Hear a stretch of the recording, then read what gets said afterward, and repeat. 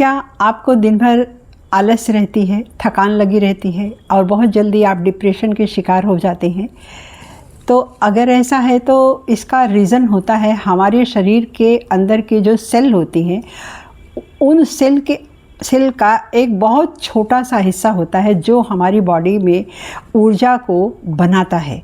ये इस तरह से आप समझिए कि ये हमारी बॉडी का पावर हाउस होता है, जो हमारे ईंधन यानी जो हम भी खाते हैं उससे ऊर्जा ये लेता है।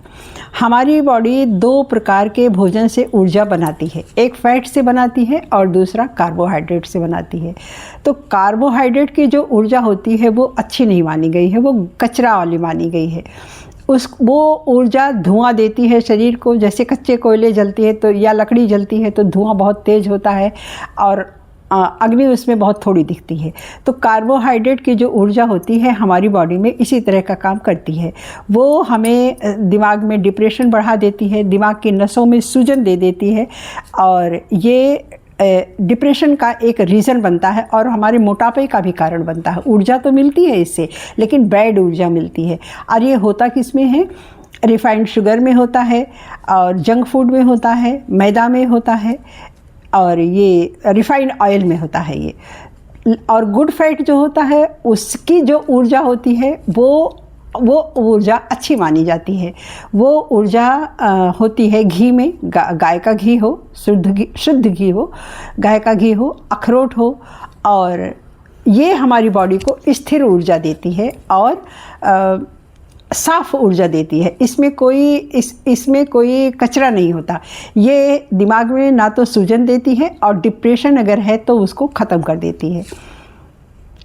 दूसरा कारण ये होना चाहिए डिप्रेशन को ख़त्म करने का, ये होना चाहिए कि हम रात को जब खाना खाते हैं, रात को खाने और सुबह के खाने में 15 से 16 घंटे का गैप होना चाहिए। इससे होता क्या है, हमारा भोजन 4 घंटे में पच जाता है।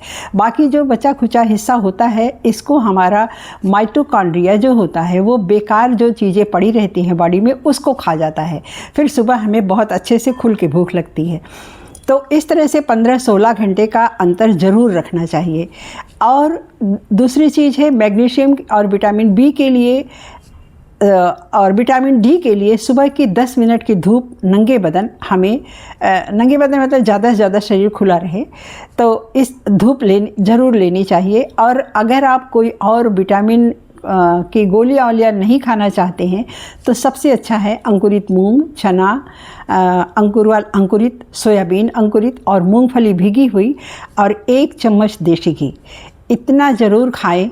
इतना खाने से जो हमारी बॉडी का जो माइटोकॉन्ड्रिया होता है वो आपकी बॉडी को हमेशा चार्ज करता रहेगा और ऊर्जा देता रहेगा, डिप्रेशन को ख़त्म करेगा, सूजन को ख़त्म करेगा और हमको स्वस्थ भी रखेगा। हमारे शरीर की मांसपेशियों को भी स्वस्थ रखता है, जो हमारे चलने के लिए, काम करने के लिए बहुत ज़रूरी है।